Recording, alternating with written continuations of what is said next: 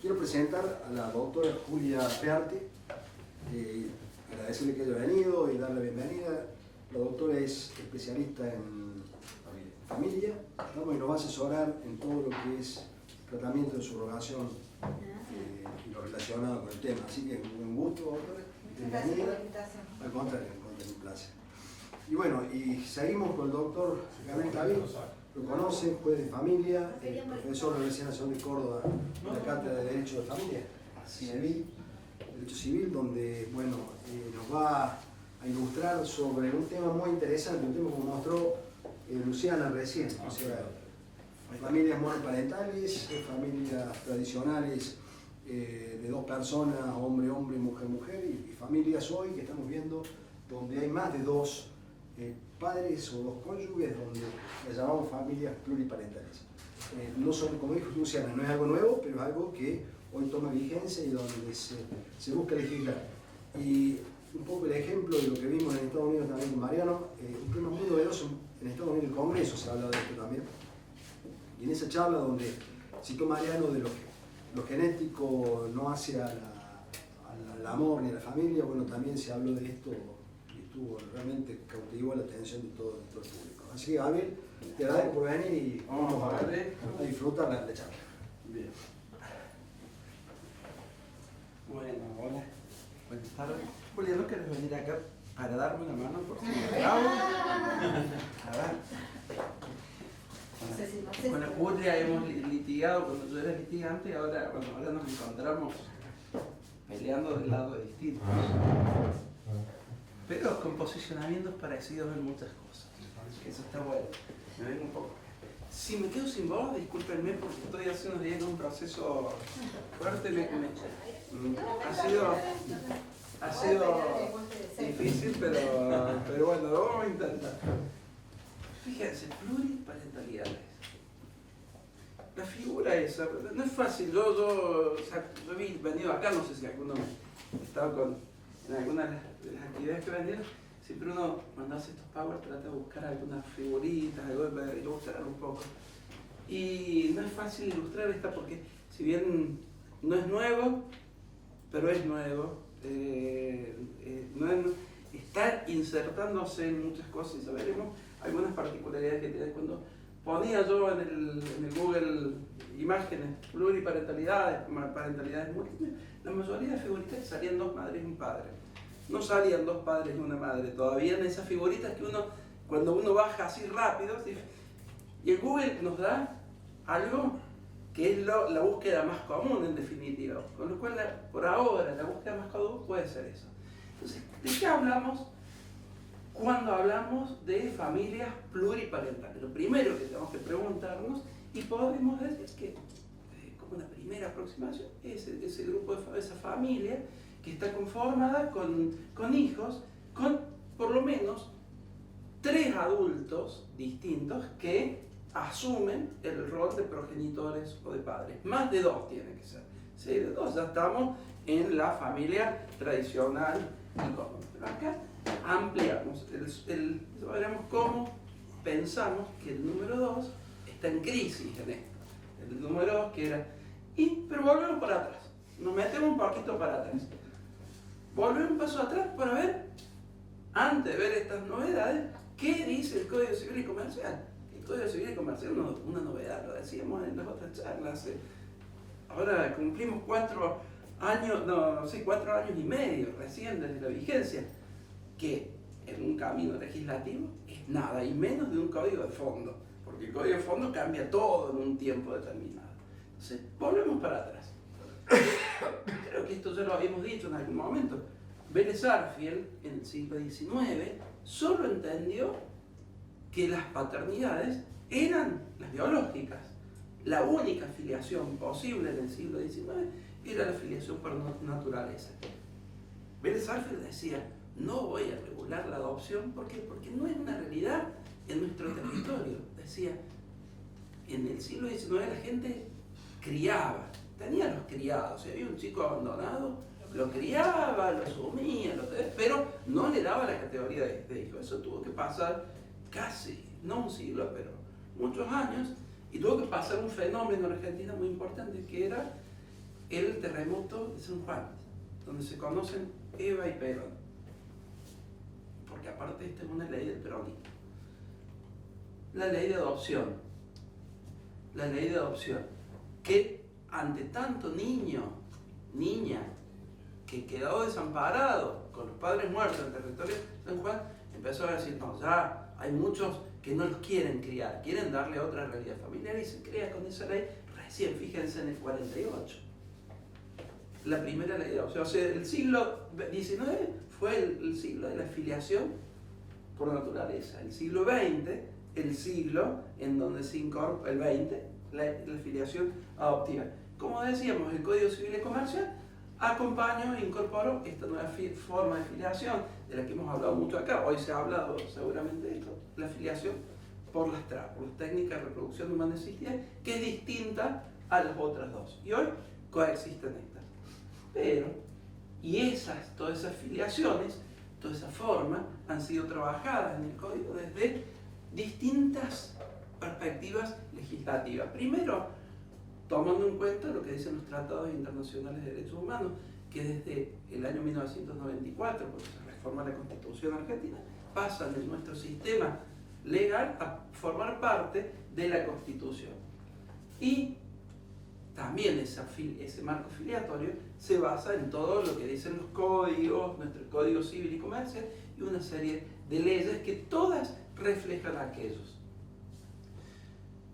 Y hay que ver las afiliaciones a las tres estas, y esto lo digo porque vamos a ver cómo puede llegar esta incidencia lo que estamos viendo ahora, a una serie de principios constitucionales.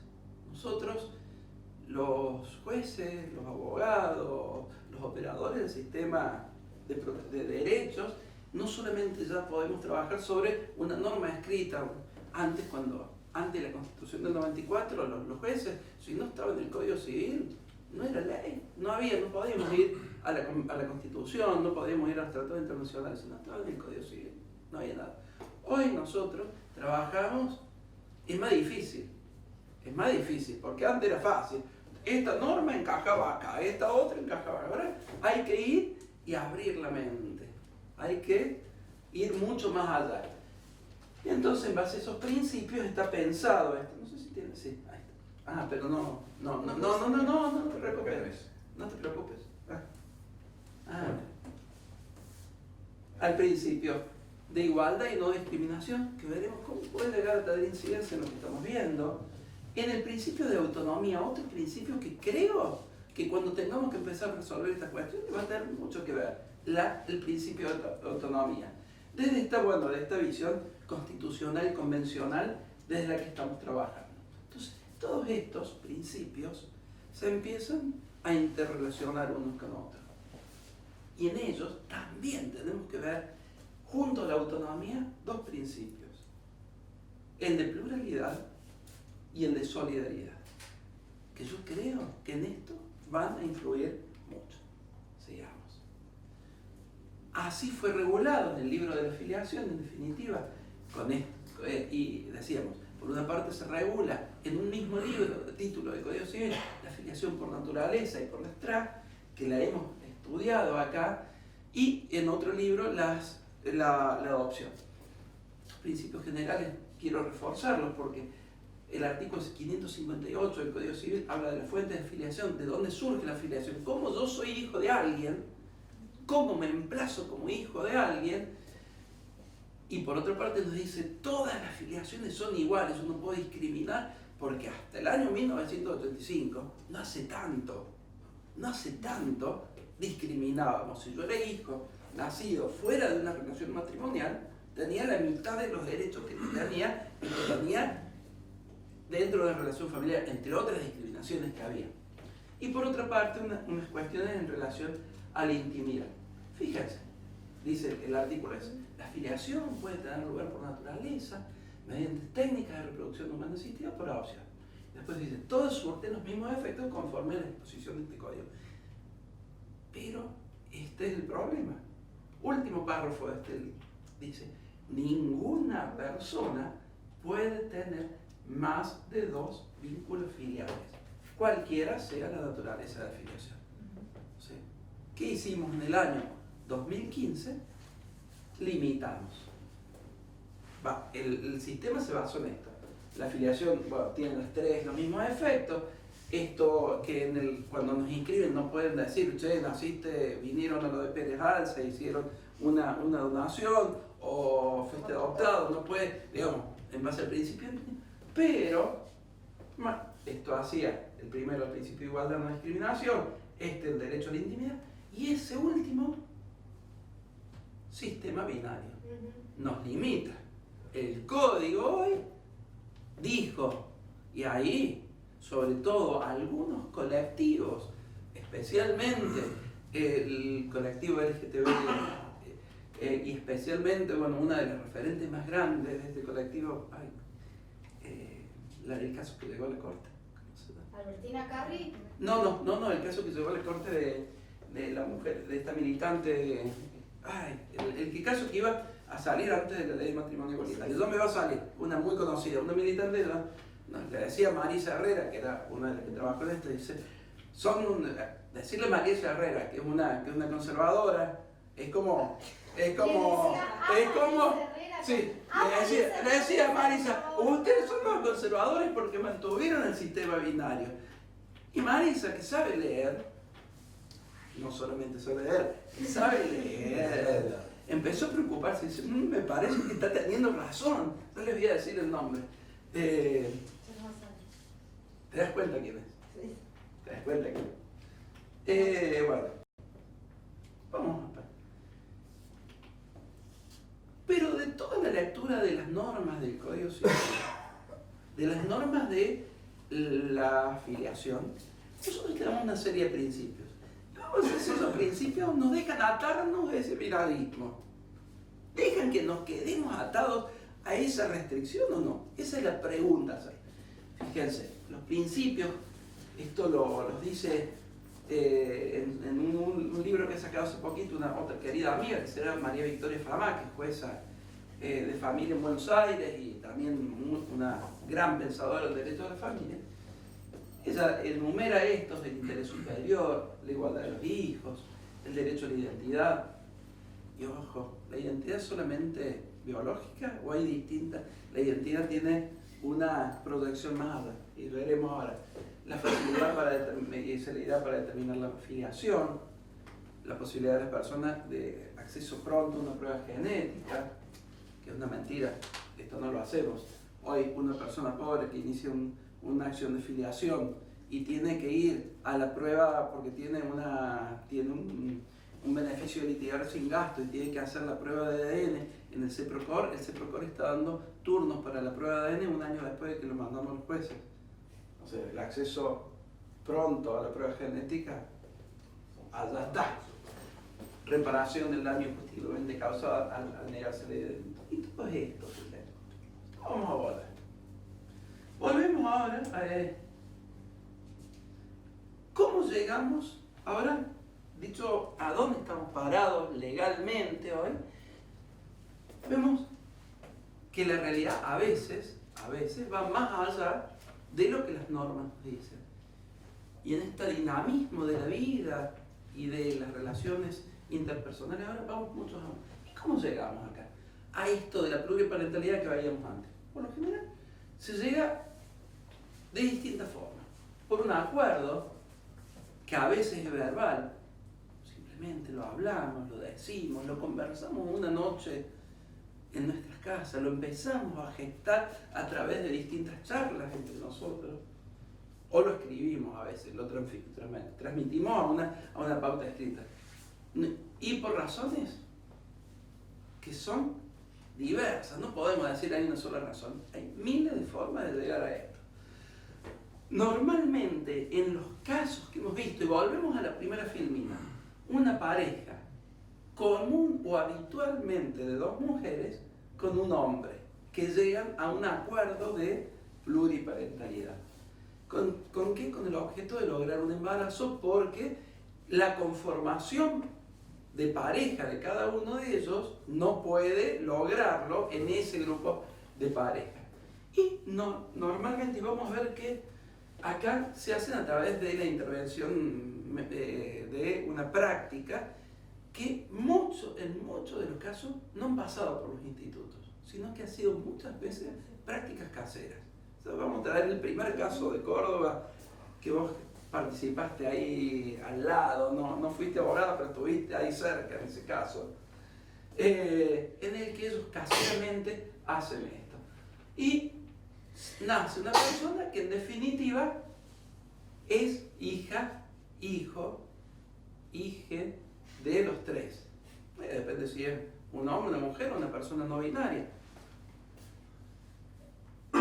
Volvemos. ¿Habíamos ido atrás? Volvemos acá a la pluriparentalidad. Volvemos a la pluriparentalidad. Primero, vos decías, se le llama pluriparentalidad, cuando lo presentás, pluriparentalidad, pero no hay esto, ha habido mucha la verdad en el mundo para ver cómo se lo llama. Primero, que son términos difíciles de cerrar, difíciles de agotar. Y en el mundo se le han dado distintas. En el common law, que ya hay muchos casos, y bueno, vos traes algo de Estados Unidos, algo que es discutido en Estados Unidos, multiple parenthood, multiple parentage, bueno, todas estas formas que ven acá, pero acá vemos tres sustantivos que en esos vocablos ingleses están apareciendo. Pero el parenting, que habla de crianza, como integrante de la forma de designar esta forma. O parenthood, que habla de paternidades, o parentage, que habla de parentesco. En distintos lugares, de acuerdo a los jueces, porque esto ha comenzado, como siempre, a ser un activismo judicial el que los ha resuelto. Entonces cada uno le va designando como desde donde lo va agarrando al tema que lo parece más acorde. Fíjense, en cada uno se le han dado esas formas. Y en un lugar a donde ya tiene que, yo creo que el desarrollo más profundo es en Brasil, que se le habla de multiparentalidades. En Argentina, nuestra maestra, nuestra querida maestra y amiga Aida Kemelmacher, ella habla que se trata de un parentesco socioafectivo. Mi querido amigo también, el mejor constitucionalista que tiene nuestro país, que es Gil Domínguez, él habla de poliamor, multifiliación. Yo lo hablé con él y digo, te estás equivocando, Andrés, le digo, porque esto no habla de poliamor, porque el poliamor hace a la relación de los adultos entre sí, lo discutimos un poco, pero estamos todos patinando en esto, a ver cómo lo llamamos. Y finalmente, las Jornadas Nacionales de Derecho Civil de Bahía Blanca de 2015, que tuvieron ya veremos al último cómo no les gustó a los que estaban allá esto, pero algo bueno dejó esas jornadas en las que la mayoría nos pusimos de acuerdo en hablar de pluriparentalidad. Digamos, lo único bueno que dejó las Jornadas Nacionales de Derecho Civil son unas jornadas que nos juntamos los que hacemos derecho civil, las distintas ramas, cada 2 años, y en las distintas ramas de derecho civil, por ejemplo, en obligaciones, en contratos, derechos reales, familias, sucesos, se arman comisiones, se pone un tema, discutimos los temas y salen conclusiones. Esas conclusiones a veces se toman para fallos, para cambios de leyes, para interpretación de leyes, que son muy, muy famosas. En los últimos años han sido copadas por sectores más que hoy no estarían sentados escuchándome a mí, por decirlo. Entonces, volviendo acá, cuando hablamos de pluriparentalidad, yo creo que el enlace central que tenemos que hacer es ese vínculo con la socioafectividad, en el que empezamos a desligar, como se desliga también en algunas de las cuestiones que ustedes ven acá y hacen acá, lo biológico, lo sanguíneo, por decirlo en un término antiguo, se empieza a desligar a eso de las paternidades. Entonces, ¿qué hablamos de socioafectividad? Cuando esa relación social, afectiva y real de filiación de un niño con 3 o más personas que pueden notar reflejo en un emplazamiento legal. Porque a veces estas pluriparentalidades, o la mayoría de las veces hasta ahora, no se dan con una consonancia legal. Hay una persona que tiene más de 2 vínculos parentales, hay muchas, seguramente todos nosotros hemos visto a alguien así, pero que no ha tenido hasta ahora un reflejo en lo legal. Y entonces, la socioafectividad nos muestra distintas realidades, no es unidimensional el fenómeno. Primero, padres sociales puede ser que no son padres legales, una primera situación. Segundo, progenitores que no son padres legales. Padres legales que no son progenitores. Y padres biológicos legales y sociales juntos. O sea, todo eso se empieza a dar vuelta. Entonces, ello abre un aspecto distinto. Y nos llama a nosotros, que somos los operadores jurídicos, y a todos, a ustedes. Vos sos psicóloga, ¿no? Sí. Vos que sos psicóloga. Seguramente en el consultorio vas a ver algo de esto. A todos, a la escuela donde llega ese chico. Y cuando le digan los padres, ¿quiénes son? Estos 3 somos los padres. Los 3 estamos autorizados a llevárnoslo cuando sale como padres. Al club donde va. Al amiguito donde va a jugar. Fíjense cómo nos interpela a todos esta realidad.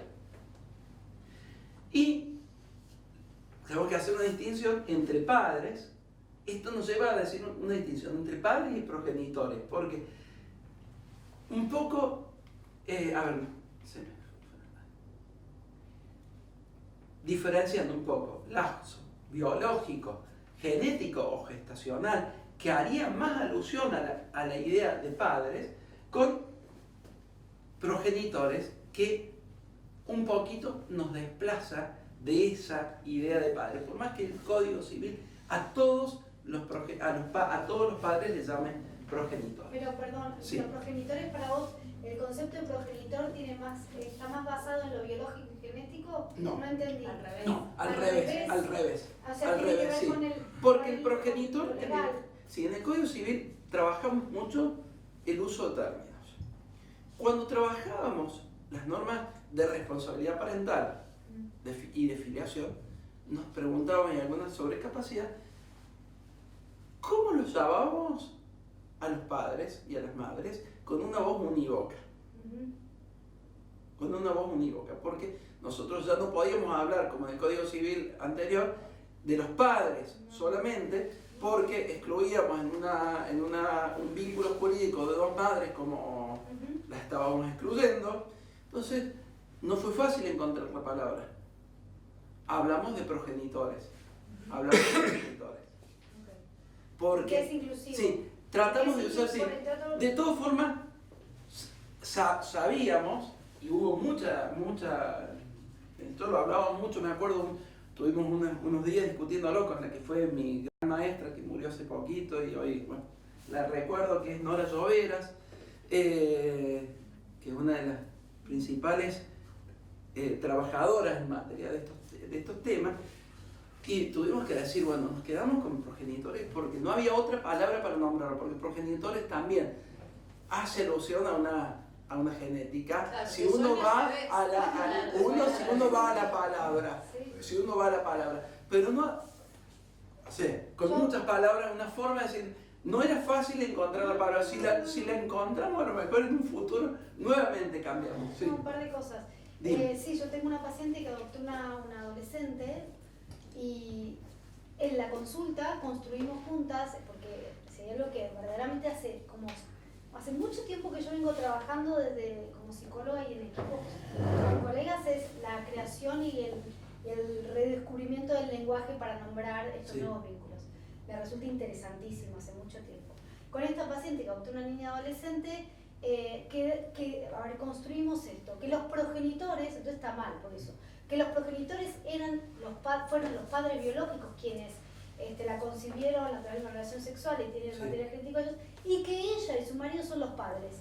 Entonces cada vez que había que nombrar, estaba en el proceso de adopción, cada vez que tenía que nombrar cómo había nacido, la llamamos los progenitores. Sí, Y con su es que hija no los está, nombra no así. está tan mal tampoco. Tu mamá y tu papá son nosotros, más ellos así. tus progenitores. Yo trabajaría por haber genitores. Ok. A lo mejor ya no Pero me es sirve tiempo. mucho lo que me estás Yo diciendo. trabajaría en esos casos hablar de genitores. Ujú. Porque fue difícil encontrar la palabra. Muy difícil. Muy difícil, porque los padres, si yo, o sea, primero, hoy en un lenguaje inclusivo, yo sí hablo de padre, la incluso de madre, en una relación tradicional de un padre y mucho más cuando hablo de las madres. Bueno, Pero- te cuento otra sí. cosa. Yo Sí. tengo una hija de 12 años que cada vez que escribe por WhatsApp Sí. sobre su padre y su madre, que soy yo, lo escribe con la X. Ella escribe, me peleé con mis X adres. Así lo escribe siempre. O sea, así son los chicos de 12 Sí. años hoy, de 12, Yo- 13, 14, 15. yo- Ya no dicen más padres, dicen Yo en Facebook, sadres. en Facebook Me peleé escribo con así mis también. sadres. Yo también.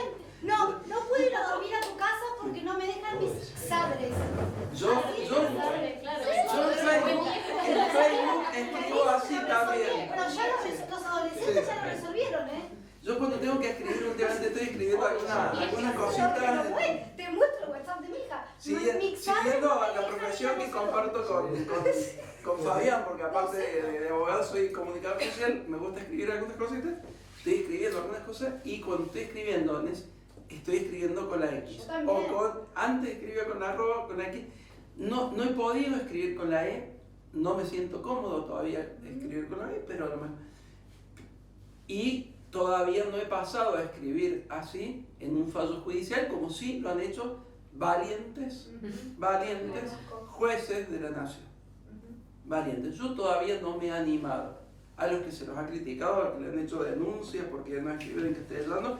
Y es raro, porque eso que dicen que escriben en castellano, cuando otros jueces escribían frases enteras en latín que seguramente la persona a la que estaba dirigida no la entendía, nunca dijeron nada. Entonces es raro como ahora por una simple... Y no, para colmo, la jueza que era la liberatoria, la que denuncia por este tema, lo que hace ahí es darle a un niño obligatoriedad de una atención médica que no se le estaban dando, en un fallo precioso, en una obra social que no le estaba dando, y en una parte puso la E, en toda la y por eso la denuncian, y nadie, sin pensar la trascendencia del fallo que estaba dando. Pero bueno, es así. Bueno, te digo que se va resolviendo, ¿eh? Los jóvenes lo resuelven. Sí, yo creo que sí. Y entonces el desafío. ¿Estamos? A ver, sí, el desafío. El 2. El límite. Estamos allá. Este sistema binario. A ver, que nos habla, sí, desde el 2, en el que habitualmente no me he criado, o era el 1 o era el 2. Yo me crié en el 1 porque mi papá se murió a los 3 meses que yo nací, así que yo me crié en el 1, pensé que tengo doble filiación. Pero me crié, socioafectivamente fue en el 1, pero muchos en el 2, la mayoría, pensando en esa pareja habitual, heteronormativa, que siempre nos rigió. O desde la reproducción en la bionormatividad, que era la única forma, o desde la filiación de la bionormatividad. Entonces, la binormatividad, fíjense. Pero como decía yo hace un rato, la realidad supera la ficción. Como estaba superando la ficción durante los 28 años que en esta ciudad y en Argentina se hicieron y que pusimos como la avestruz la cabeza abajo del piso para no verla, como si no existiera. Y acá también existe esto. Yo creo que no podemos dejar de mirar este fenómeno que aparece no solamente en nuestro país, pese a que en nuestro país todavía es tímido como ha aparecido, todavía es precario en el sentido de la cantidad de casos. En otros lugares, como en Brasil, como dije, los casos son muchos. Y acá sabemos que ante los casos que hay, empiezan a haber, por supuesto, reclamos. Los que ha habido en Argentina han sido administrativos y judiciales, y normalmente en parejas de mujeres y un progenitor. Hasta ahora los que han aparecido. Pero, como les digo, en todo el mundo ya están apareciendo. Y como los casos son muchos, solamente traje 2 como referencia, o 3, sí, 2 o 3, 2 países que son los que empiezan a resolver estas cosas de una forma distinta. Y a veces armar el rompecabezas es fácil, a veces es fácil, una piecita, pero a veces el rompecabezas es mucho más difícil, tiene muchos más colores, entonces nos genera mucho más desafíos. Vamos primero a Canadá. Fíjense en qué año esto, este año 2007. Acá el caso que más se ha dado, una mujer lesbiana con su pareja, ella gesta con material, con un amigo de la pareja, y se inscribe en el nacimiento como hijo de esta mujer que está en pareja con otra, una mujer lesbiana que está en pareja con otra, y del compañero, con óvulos de la gestante. Óvulos de la gestante, o sea, era madre total, por decirle, en una visión tradicional, madre total. Fue óvulo, útero, todo. Lo normalito, digamos, lo normalito. Si es que existe la normalidad. Lo digo así, lo digo a propósito. Entonces aparecen los 3. Y en el año 2007, fíjense, ya hace 12 años en Canadá, en Ontario, y solicitan que se adecue la afiliación como hijo de los 3, porque dicen, este es un proyecto conjunto, nosotras 2 con él, y le hacen lugar, y el juez ordena la inscripción del niño. Acá no conseguí ninguna, nuevamente, hoy buscando fotitos, no conseguí ningún varón con 2 madres, y ponía en la búsqueda de Google, hijo con 2 madres y un padre, de distintas formas, y no encontré, así que este sería un varón, pero acá es una nena, que fue el caso en realidad. Y entonces le pone un triple emplazamiento. Primer caso conocido. Los canadienses dan un salto ahí, hacen un salto en alto, en la forma. Y fíjense, ellos tienen, los canadienses, como lo tienen en Estados Unidos, como pasa en España, en algunos estados, o en Alemania, que ellos tienen legislaciones estaduales, que no son para todos. Y acá en la British Columbia de Canadá, en ese estado, sale en el año 2011 esta Family Act. Las Family Act son como leyes, cuando las Acts son las leyes de ellos, como si fueran las leyes nuestras, y esta de BC Family Law Act, ¿qué dice esto? Admite que una persona tenga más de 2 padres legales cuando así lo hubieran convenido las partes mediante acuerdo escrito anterior al nacimiento. Fíjense, ellos dan el salto de habilitar un convenio pregestacional sería, de la forma que ellos le quieran llamar, para que cuando sea inscrito con 3 progenitores. Fíjense el salto que dan los canadienses, por eso le pongo ahí esa figurita. Segundo, Brasil. En Brasil, los casos comienzan no en este tipo de configuraciones familiares, sino los brasileños tienen una institución que se llama, algunos le dicen, la adopción a la brasilera, que es cuando que nosotros, no es lo mismo que decimos nosotros la adopción de integración. Me caso con la Julia y ella tiene un hijo y yo adopto el hijo de Julia.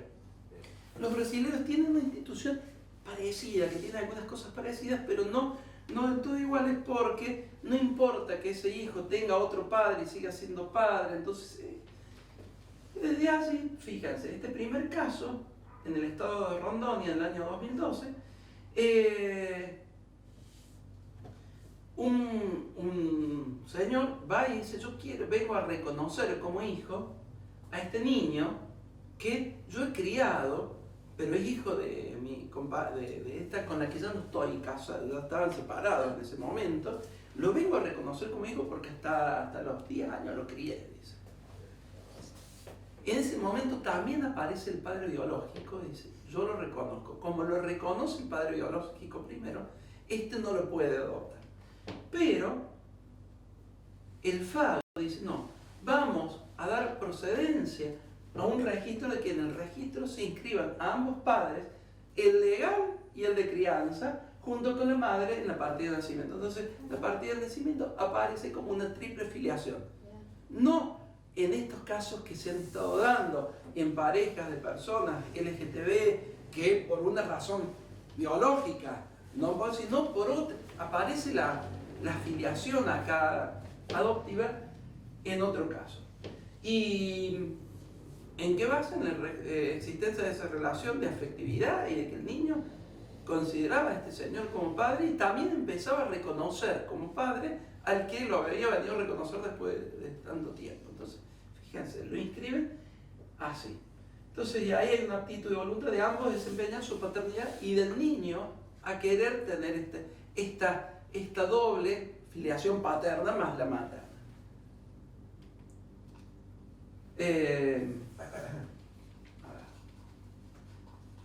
Después, también en Brasil, este es en Río Grande do Sul, ya del año hace un tiempo más cercano, 2015, y este ya es más el típico caso como el canadiense o de los que vamos a ver de Argentina. Es una niña que es inscrita con mención de 3 padres, 2 mujeres y un hombre, nuevamente en ese acuerdo que habían hecho previo al nacimiento de que iban a hacer una multiparentalidad. Y los fundamentos del fallo de esta Cámara de Justicia es que, a diferencia de nosotros, ellos dicen, hay un vacío legal, no hay ninguna prohibición. Ellos no tenían esta norma limitativa que hoy tenemos nosotros, que decimos solamente puede tener 2 progenitores. Ellos, acá falta de prohibición legal expresa. Entonces, al momento, como yo dije en el fallo de maternidad subrogada, dije, no hay una prohibición, entonces no está prohibido, no hay nada que obste a habilitar. Ellos hablaron también de la protección integral de este niño que había nacido, que referenciaba a los 3 como progenitores, el interés superior, y empiezan a hablar, y con muy bueno en eso es el fallo, de la socioafectividad como fuente de vínculos jurídicos familiares. Bien. Y también ellos hablan acá de que aplican que esto en determinados grupos está volviéndose una costumbre. Y esa costumbre habilita una regulación porque si no estamos dejando a los niños, a las niñas nacidos de esa forma sin una protección legal. Bueno, en Córdoba, en Argentina, los casos de Argentina. Volvemos acá. Primer caso. Bueno, la abogada de este caso fue una querida amiga mía y de Julia, que se presentó en el año 2010. Lamentablemente no me tocó a mí, porque en estos casos siempre qué suerte a quién le tocó esto, porque esto dan para pensar lo que pensamos diariamente. Por ahí lo que pensamos diariamente como jueces a veces se vuelve un poquito rutinario. Entonces cuando llegan estas cosas, uno dice, por suerte le tocó a una gran jueza cordobesa que se llama Silvia Morcillo, que supo de qué se trataba y que sabe de qué se trata. Fíjense, primer caso, una práctica casera, 2 mujeres y pero en el plan de parentalidad se arma una pareja de 2 mujeres en realidad, pese que no está tan claro ahí, pero es con una pareja de 2 varones. Un varón aporta uno de ellos aporta el material genético, la otra es la gestante, es una práctica casera, queda embarazada, nace y empiezan a desarrollar el plan de parentalidad durante un tiempo como 4 padres, especialmente las 2 madres y estos dos padres, el padre biológico como padre principal, el otro un poco más satelital, pero también funcionaba como padre. Pero acá viene el problema, acá llegó el problema por el problema.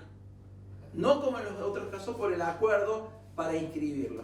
Acá, al momento de la ruptura de la pareja de las mujeres, la que no era madre, que no estaba, el niño fue inscrito en ese momento, todavía no pensábamos en habilitar la problema, fue inscrito como de la gestante y del que había aportado material genético. Hijo de los dos, no hay duda, se inscribió en el registro civil. Pero en la cotidiana era otra cuestión. Entonces, acá dice, ves, criado y educado por los tres. En realidad yo creo que era criado y educado por los cuatro. Cuando se separan las mujeres, se separan conflictivamente y la mujer, la madre no gestante, va y pide un régimen de visitas o de contacto, de comunicación, como decimos hoy. Y la otra madre se opone. La jueza empieza a estudiar la causa y primero dice, hay vínculo de parentesco. Año 2010. Dice, este parentesco que remite al concepto de relaciones familiares y que tiene que ver con una maternidad, filiación socioafectiva creada a partir de fuertes vínculos filiatorios dinámicos, recíprocamente asumidos y aceptados entre ella y el niño, pero también simultáneamente consensuados con los progenitores con anterioridad a su nacimiento. Es decir, y fija un régimen de contacto. Y lamenta el fallo que no puedan hacer todos los derechos y obligaciones que la ley solo atribuye al parentesco natural o jurídico. Hoy se hubiera atrevido mucho más. 9 años después, Silvia hubiera dicho mucho más. Es el primer caso del país. Y estos primeros casos llegan como una bola de fuego a veces. Como yo le digo, es lindo resolverlo, pero no es fácil sentarse a pensarlo cuando parece poco tiempo, 9 años. Pero en esto a veces es una eternidad. Y aparece con mucha fuerza acá el concepto de socioafectividad. Fue una lástima que esta gente llegara a esto, porque era deshacer el camino que habían andado juntos. Perdón, ahí progenitores lo usás genéticamente. Acá. Porque ella sería la otra que no era genéticamente Lo que pasa es que la jueza no podía, en ese momento no nos planteábamos estos términos. Estábamos creando, lo hablamos mucho, yo para colmo una jueza con la que somos muy amigos, que estos casos, encima estamos en el mismo piso, todos estos casos, todas estas cosas que nos llegan, lo hablamos mucho antes y lo trabajamos mucho, lo trabajo ella porque es un fallo de ella absolutamente, pero era hablarlo mucho previo a resolverlo. Y lo bueno es que lo resolvió muy rápido, porque a veces estas cosas se demoran, se le dan trámites que son eternos, necesitamos resolverlo 2 o 3 años, ¿no? La jueza fue valiente, porque le dio un trámite pronto, lo resolvió rápido. Lamentablemente, en la práctica, no tuvo la consecuencia que el fallo inveró, porque el vínculo, hoy por hoy, yo soy ahora, después de muchos años, me he hecho amigo de la madre no gestante, que en una nueva pareja tuvo una hija con su nueva pareja, y ahí sí ya fue inscrita, porque nació luego de la ley de matrimonio igualitario, ya fue inscrita como hija de las dos, y otra realidad, se separó de esa otra, pero tiene una relación fantástica, la niña con ambas madres, pero por ejemplo, entre los hermanos no hay casi vínculo, es una lástima, pero bueno, yo traigo todo lo que hay acá. Después, fíjense, el 1 de agosto de 2015 empezó a regir el Código Civil. En esta fecha, ya saben, creíamos que el Código Civil iba a empezar a regir el 1 de enero del 2016. Pero, ante la posibilidad de que si iba a haber un posible cambio de gobierno y sectores afines al gobierno que iba a entrar el 10 de diciembre de 2015, volvieran atrás con el Código Civil que ya estaba aprobado, se resolvió que entrara en vigencia 6 meses antes. Pero en esta fecha todavía se decía faltan 8 meses. Porque todo esto está atravesado de la política. A ver, la política atraviesa todo esto, no seamos ingenuos. Y si no hubiera habido durante determinado tiempo pensadores del derecho no conservadores como algunos de los que hoy están trabajando estos temas, no hubiéramos logrado todos los avances importantes en protección de los derechos de tantas personas como los que hoy hay. Se presenta el caso Antonio, que es un caso administrativo, estuvo en todos los diarios. Este es un caso en Mar del Plata. ¿Ese es el de Carri, Albertina Carri? No, ya viene el de Albertina Carri. Ese es el caso Furio. El de Albertina Carri es el caso Furio.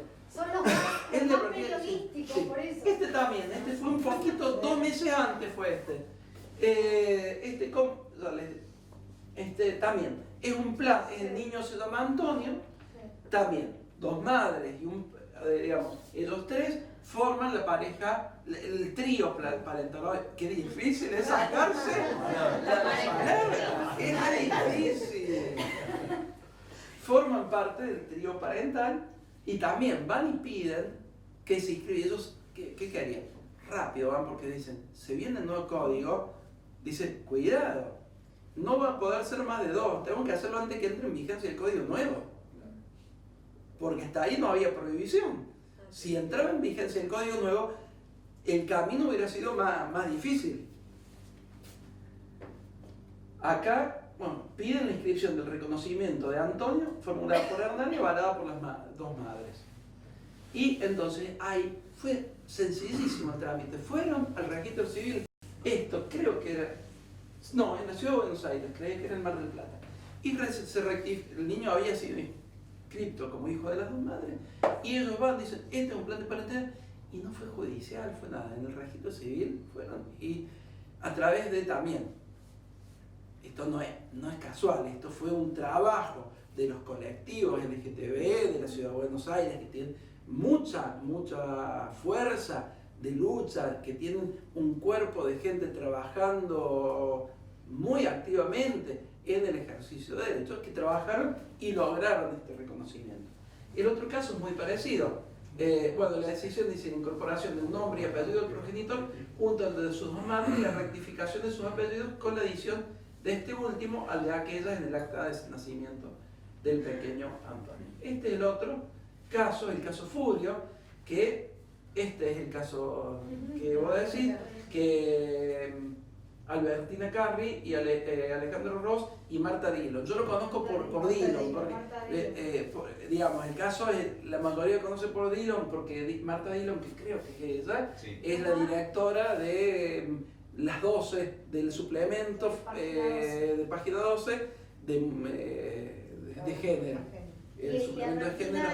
Sí, es la directora de cine. Es un caso muy similar al anterior. También es un caso. Ellas están casadas, nace el 13 de julio de 2015 a petición de los 4 interesados el registro del reconocimiento jurídico a la realidad familiar pluriparental de Fulvio, por entonces 4 años de edad. Sumando la filiación paterna, las establecidas ya tenían establecidas por las madres, y nuevamente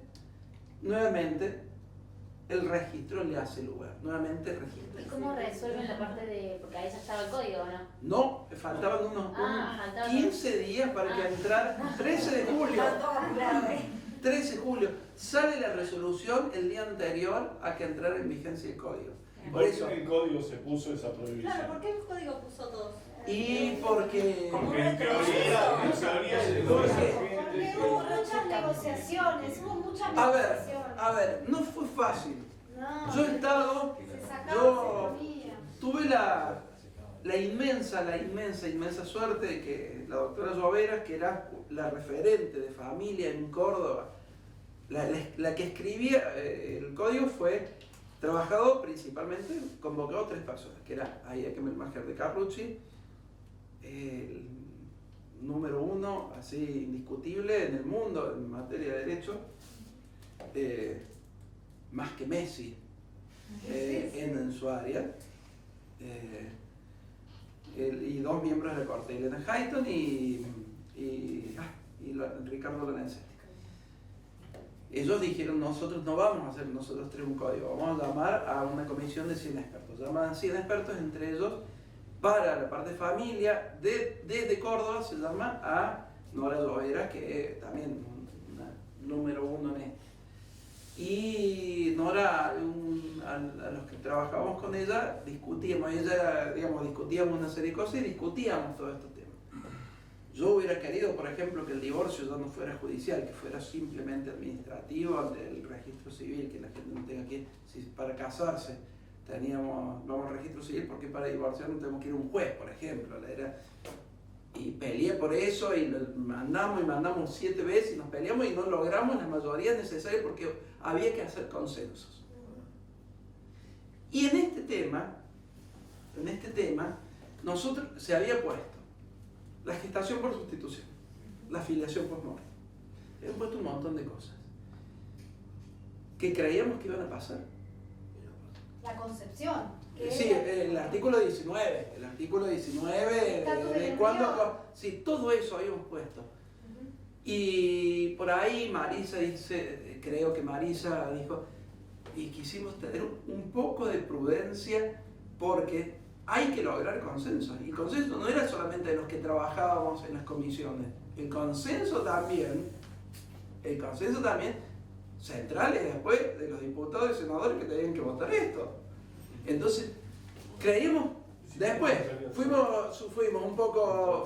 en esto, porque yo en esto no trabajé en esta parte, yo trabajé en divorcio.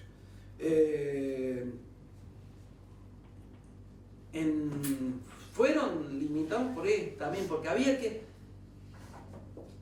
ir un poco, porque se avanzaba muchísimo. Se avanzaba horror. Después entre medio tuvimos la suerte o la no suerte de que un papa justo fuera argentino y los que hasta 5 días antes no era atendible por el poder político, con eso fue atendible y por eso sacó la gestación por sustitución, la filiación por muerte y se cambió el artículo 19 de cuándo comienza la existencia de la persona. A ver, estoy claro como el agua. Más allá de que uno le puede parecer este señor que está en el papado, una persona progresista o no progresista dentro de ese ámbito, todo, pero esto es claro como el agua. Esos 3 artículos cambian porque 3 días después que se asume Bergoglio como papa. Bergoglio dice, a mí me lo contó Marisa Herrera. Dice Marisa Herrera que Bergoglio llamó a presidencia y directamente habló con Cristina en ese momento y le dijo, esos 3 artículos no van en el Código Civil. Sí, y lo que era hasta 3 días anterior no era política, o sea, no había una consecuencia política. Entonces, no pasar desapercibido. No pasaba desapercibido, sí, estaba. Yo lo lamento porque hoy vamos a... Los opositores no tenían la fuerza que tenía el Papa. Sí. Porque había opositores ahí. Sí. Entonces yo creo que fue trabajar en algunos temas, algunas cosas que no fueran que pasaron los trámites legislativos. Ustedes saben que este código fue, una vez que fue presentado, salió una comisión de bicameral por todo el país a discutir y vino a todas las universidades así, y en el 85% de los lugares las cuestiones que se discutían y que había sí discusiones jurídicas de otras partes del tema de contratos, del tema de derechos reales, pero bien claras y con algunas posiciones diferentes, algunos, pero el 85% de los que se inscribían para dar su opinión sobre el código crítica era sobre lo que habíamos escrito en materia de derechos de familia. Todavía estamos recibiendo las críticas horrorosas porque sacamos el deber de fidelidad como un deber jurídico y todavía nos están bastardeando por decir que la fidelidad no es un deber que tiene que ser castigado por un juez por el incumplimiento, entre otras cosas, digamos. ¿Cuánto tiempo? Claro, sí, pero... Bueno, entonces eso era, disculpa, era un poco ver lo posible en ese momento. Y no me puedo acordar el nombre de quién no. Entonces la pregunta, ¿cómo? Y de esto digo pregunta, no traigo respuesta. ¿Cómo debería resolver el derecho a las instituciones de pluriparentalidad? Yo creo que nos tenemos que agarrar porque van a llover los casos. Y nosotros lo vamos a hacer. Ustedes van a ser en parte responsables porque van a venir acá a hacer. Mi pregunta Les cuento un caso que anda dando vuelta en los tribunales de familia de Córdoba, que no lo planteo, y yo dije, ¿cómo no me tocó a mí? Ese. También la abogada era una amiga de ella, es que ya no es más abogada. Pero una de las abogadas, fíjense, una niña, que ya no es niña, nace una mujer que en ese momento estaba sin pareja. El obstetra que la trae al mundo esa niña, se enamora de la madre, se van a vivir juntos, la empieza a criar, y como bien hizo, nunca hizo un reconocimiento que le llaman de complacencia, porque ese es un delito. El que dice, le di el apellido. Primero, el apellido no se da. Lo que se tiene es la filiación, y a consecuencia de tener una filiación tenemos un apellido. Primero, el apellido no se regala, y si yo le impongo una filiación que no corresponde, estoy cometiendo un delito de supresión de identidad. Primero. Bien, esa familia no lo hizo, pero siempre la crió. Como a los 6, 7 años, con una realidad económica muy divergente, pero formó un proyecto de familia. La mamá de esta nena con serios problemas psiquiátricos, con el cual el principal cuidador es este. Hasta que aparece el padre biológico, la reconoce y empieza a tener vínculo. En una de las internaciones de la mamá en una clínica psiquiátrica, el padre viene y dice, ya la nena tenía como 9 años, quiero que viva conmigo. Y empieza a plantearse, y en los hechos hay una triple filiación. Es más, en un momento le ponen una restricción de vínculo a la madre con la niña porque había sido violenta con la niña. La niña, cuando se separa, la mujer esta del señor, sigue viviendo con la mamá y va con un régimen de contacto con el padre afectivo y va con un régimen de contacto con el padre biológico. Cuando se le pone la orden de restricción a la madre porque ha sido muy violenta con la niña, se va a vivir con el padre biológico. Pero la niña empieza ya a tener 10, 11 años y dice, no, yo quiero vivir con Juan, yo quiero vivir con Juan. Y bueno, hacen un acuerdo y se va a vivir con Juan. Hoy sigue viviendo con Juan, tiene vínculo con la madre, tiene vínculo con el padre, pero vive con Juan, tiene 15 años. Sí, el caso que tendría que ir a una... Y este padre, que no es padre, que es padre. Que no es padre para el derecho, para el Estado, para nosotros que la tenemos que ver. Si tenemos que, este señor quiere ir, qué sé yo, inscribirla al colegio y no puede. O viajar al extranjero. ¿Conocés el caso? Sí, es cliente. Ahora es cliente mío. ¿Quién? Porque la abogada que era del cuidador acaba de ser nombrada jueza de familia. Entonces la mayoría de los casos se los pasó a ella porque eran socias en algunas cosas. No, el problema es que no era un problema, no. Hacen un acuerdo que suscriben los tres, Sí. de estos cuidados compartidos entre los tres padres, progenitores, pero después hay como un inconveniente entre ellos, entonces la abogada no puede seguir interviniendo porque hay un conflicto de intereses. Sí. Porque en un momento de toda la historia, tanto el papá como la mamá biológica de esta niña se oponen a que el cuidador o progenitor afín siga ejerciendo esos cuidados. Entonces ya el abogado no puede seguir interviniendo, entonces lo comienzo a representar yo. Ah, bien. ¿A quién? Al cuidador. Afectivo. Al padre no biológico. Al padre no biológico. El papá Padre de sobre- bueno, en la audiencia No tuvimos que decir el decir- corazón no. bueno, yo tampoco, bueno, no nos pusimos de acuerdo, pero sí tuvimos hace 2 meses una audiencia en donde este papá, el cuidador o Sí. progenitor, digamos,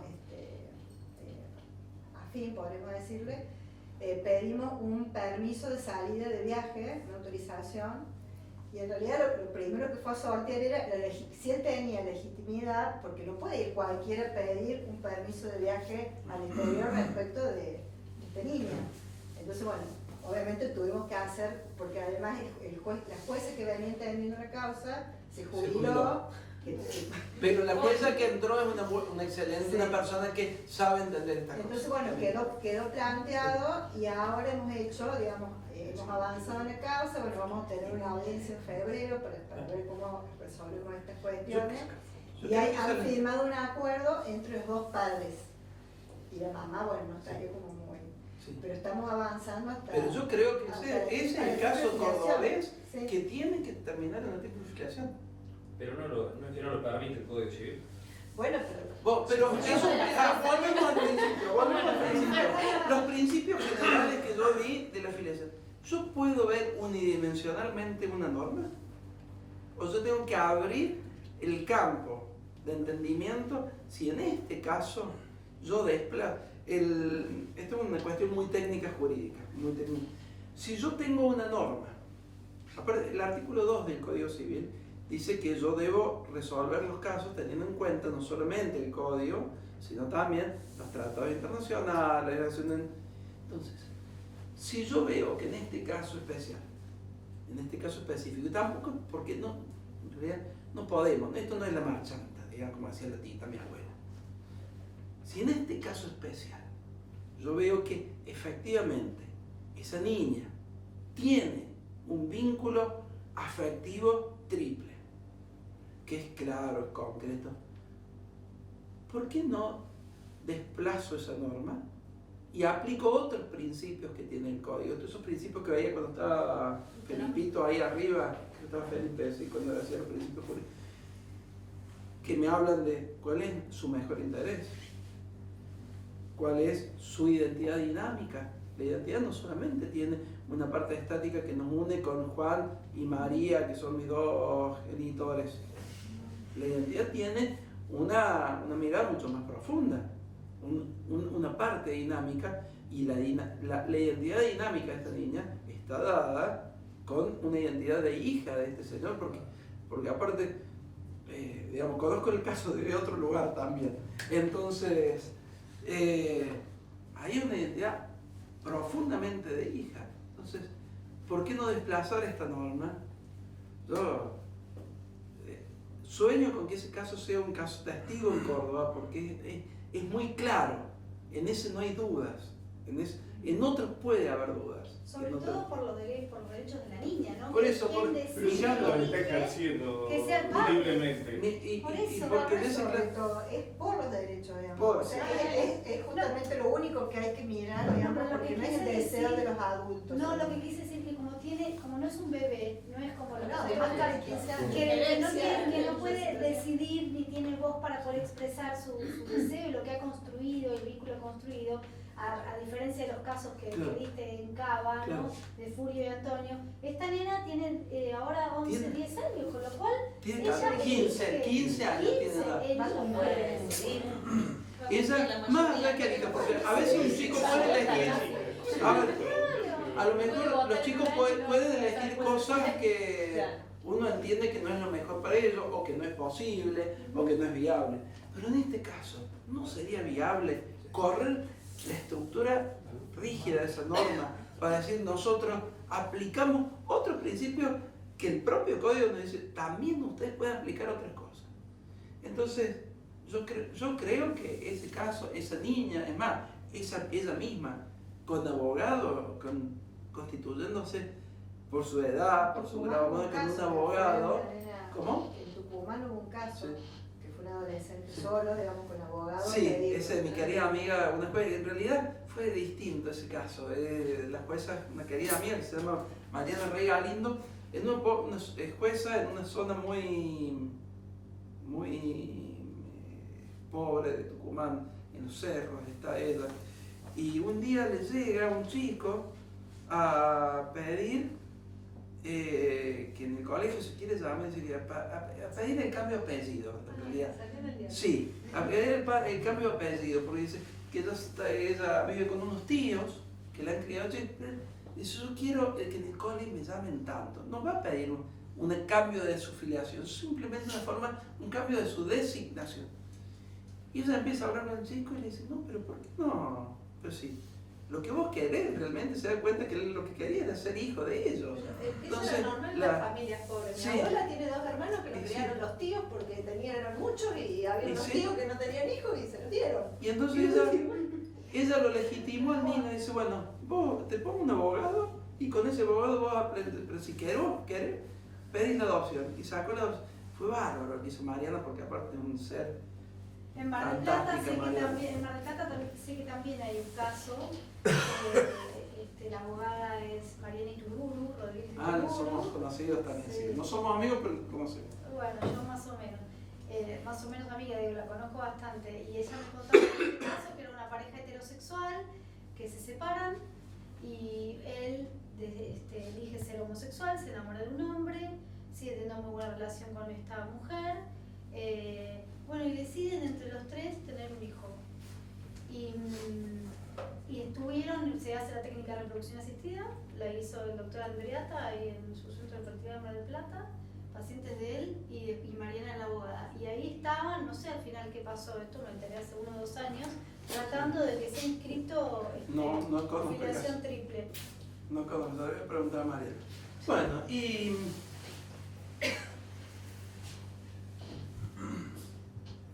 pese a eso, como yo les decía, volvemos a la Jornada Nacional de Derechos Civiles, que en los últimos tiempos, así como en otros tiempos había la comisión, la última comisión de familia, que era sobre familia, identidad y filiación, año 2015, hubo 2 o 3 ponencias planteando la pluriparentalidad y los que estaban allí, que eran doctrinarios y conocidos, y de fuste, más allá de que piensen muy distinto que lo que pienso yo, pero gente de mucha presencia, rechazaron toda la posibilidad de sacar el binarismo. Entonces, en eso estamos. Pero mientras tanto, si tenemos chicos, esta filmina la puse la vez pasada, está bien igual. En la otra charla. Estamos en un limbo justo. ¿Qué pasa con los chicos que a lo mejor se están criando así? Mientras tanto. Mientras tanto, ¿qué hacemos? ¿Qué hacemos con ellos? ¿Sumamos afecto? ¿No sumamos afecto? Si sumamos afecto, sumamos también derechos y deberes, porque en definitiva emplazarnos como hijos importa tener derechos y deberes. Eso es lo importante también. Sumamos, no sumamos. 3 son multitud o no. 4 son multitud o no. Yo cuando era chico había un dicho, dice, madre de una sola por suerte, decían. Porque si yo tuviera 2 como la mía, hubiera sido difícil. Pero bueno, y ahora la extraño, ahora que se me fue, ahora que murió hace 2 años, la extraño horrores. Pero no, yo creo que tenemos que caminar. O sea, no es siempre, no es todo, hay que ver la situación particular. Claro, Y hay caso que- por caso. Hay que ver casos y hay que ver cuando se ha creado esta red, que hoy son más común, ver cómo damos una solución desde el Estado para que estas personas se sientan contenidas. Einstein decía, es más difícil, es más fácil desintegrar un átomo que un prejuicio. A lo mejor estos señores que dijeron rotundamente que no en Bahía Blanca, no pudieron desintegrar esos prejuicios que ellos traen desde siempre y que la mayoría de ellos fueron los que en los 80 se opusieron a la ley de divorcio, a fin de la década pasada se opusieron a la ley de matrimonio de personas del mismo sexo, que cuando trabajamos el código se opusieron a un montón de cosas que quedaron plasmadas. A lo mejor es eso, esos prejuicios que no nos dejan pensar en los derechos de otros. Muchas gracias.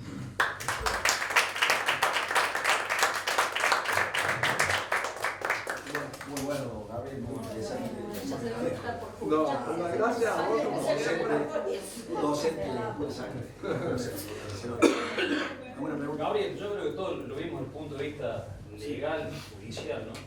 Pero sacándolo lo que es una familia inscrita en el registro y todo, pluriparentalidad existe a millones. Vos nombraste 5 o 10 casos. En Argentina no sé cuántos habrá, pero el hecho diario, yo tengo a mi mejor amigo, por ejemplo, cuando tenía años, los padres se separaron, la madre se volvió a casar con otra persona y todo mi mejor amigo, le nombró siempre papá a los dos. O sea, le decía papá a su hijo, a su padre que lo crió, a su mamá también, y a su padre biológico. Sí, es una pluriparentalidad. Y no es no está, digamos, inscrito en ninguna naturaleza. Si alguna vez, si alguien leyó algo, a ver, ¿quién de nosotros a veces no hemos tenido más de una o más de un referente parental? Yo me acuerdo cuando a mí me gustaba mucho, me sigue gustando García Márquez, es cuando contaba todas las mujeres que lo habían criado. Eran como 5 las mujeres que lo criaban y todas oficiaban de madre.